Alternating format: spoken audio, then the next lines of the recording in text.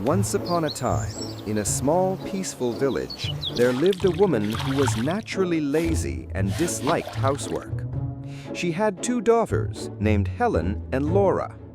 The younger daughter, Laura, was lazy, clumsy, and utterly spoiled by her mother. In contrast, the elder daughter, Helen, was incredibly hardworking, skillful, and kind-hearted.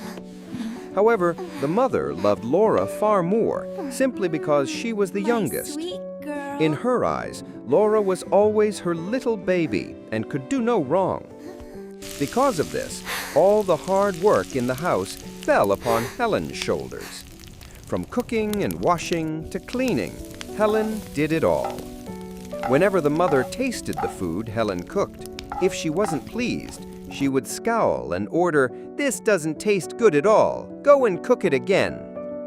One day, after finishing her chores, Helen heard her mother call out loudly, "Helen, get your embroidery and work on it, then take it to the market to sell. The work is piling up. Don't be lazy." Obeying her mother, Helen took her embroidery hoop and thread to the old well in the courtyard. She sat down and began to meticulously stitch the delicate threads.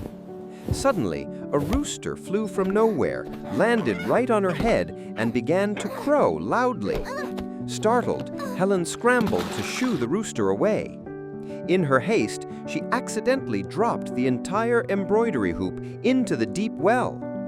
"Oh no, if my mother finds out, I will surely be scolded," Helen worried. She leaned over, trying to use the water bucket to retrieve her embroidery. But unfortunately, she slipped, lost her balance, and fell straight down into the bottomless well. When Helen opened her eyes, she was astonished to find herself in a magical garden, filled with countless vibrant flowers. After walking for a while, she met a rabbit that was struggling, trying in vain to pull a giant carrot out of the ground. Seeing Helen, the rabbit asked for help. Without hesitation, Helen immediately rolled up her sleeves and helped the rabbit pull the carrot up with ease. The little rabbit thanked her profusely and went on its merry way. Helen walked on, and a little further into the garden, she saw a large sunflower, its heavy head drooping to the ground from thirst. The flower spoke in a weak voice, begging Helen for some water. Helen immediately ran to a nearby fountain, cupped her hands to gather water, and carefully watered the plant's roots. Having been watered, the sunflower instantly revived, raising its brilliant flower high and proudly turning towards the light as if to thank her. Helen continued on her way and soon saw a lovely little house. In front of the house, an old woman with a strange appearance was looking at her.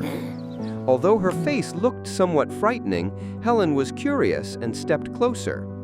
The old woman smiled kindly and said, "Do not be afraid, my dear child. Come closer. I have something to tell you." Though a bit hesitant, Helen did as she was told. The old woman continued, "My name is Holly. Everyone loves me. If you take good care of my little house, you can stay here as long as you like. Your job is simple. You only need to shake my feather bed thoroughly every morning." Thinking she didn't know how to get home anyway, Helen replied, "Yes, madam, I would be glad to stay and help you for a while." Holly happily invited Helen into the house. From that day on, Helen did exactly as she was told, shaking the feather bed clean every single day. In return, Holly treated her very kindly, cooking delicious meals for her every evening. Although she was very happy, as time passed, Helen began to miss her home and family. One day, she said to Holly, "Dear Holly, I love you very much, but I wish to return home now." Holly was a little sad to hear this, but she said, "Of course, Helen. I am so glad you have been here to keep me company and help me. I know the way to your home. I will walk with you part of the way." Helen was overjoyed and thanked her. She led her to a large gate made of solid gold. The moment Helen stepped through the gate, a shower of shimmering gold rained down upon her. turning her old clothes into a splendid gown and covering her with gold and jewels. Holly smiled. "This is a small gift for you, a reward for your hard work and kind heart. Oh, and here are the embroidery hoop and thread you dropped in the well. I am returning them to you."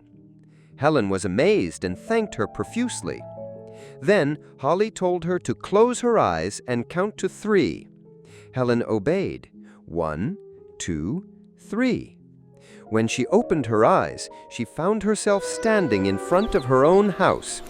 The rooster on the fence saw her and crowed loudly, "Cock-a-doodle-doo! Helen has returned! The golden girl has returned!"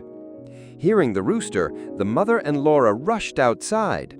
They were stunned to see Helen dressed in beautiful clothes and sparkling with gold jewelry. Laura, full of jealousy, demanded, "Oh my goodness, how did you get these beautiful clothes and all this gold?" The mother also asked worriedly, "My dear daughter, I was so worried about you. Tell me, where did you find all this gold?" Helen honestly recounted the entire story of her journey to Holly's house. She also said that all the gold she wore was a reward for her help. Upon hearing this, an idea immediately sparked in the mother's mind. Thinking that Laura could receive a similar reward, she hurriedly sent her darling daughter to the well.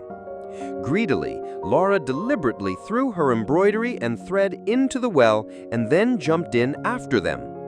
When she opened her eyes, she too found herself in the mysterious garden.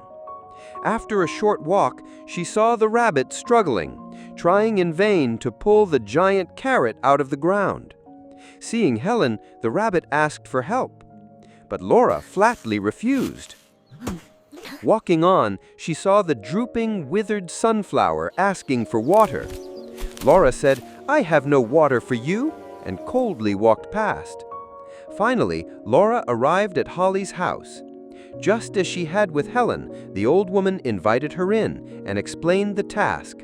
"Remember, every morning you must shake my feather bed clean." On the first day, Laura did a great job, but after just a few days, she began to be lazy and avoid her work.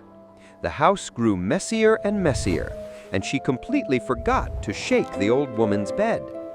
Seeing Laura's laziness, Holly became very angry and said, "I think it is time for you to go home."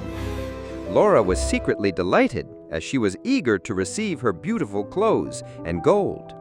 Holly took her to the Golden Gate, but the moment Laura stepped through, instead of gold, a shower of black, foul-smelling pitch rained down upon her. "Oh, what is this?" Laura screamed. Holly said sternly, "Because you did not do your work properly, this gate will not grant you gold. Now close your eyes, count to 3, and go home." When Laura opened her eyes, she was in her own garden. The rooster began to crow again. "Cock-a-doodle-doo! Laura has returned! The pitch girl has returned!"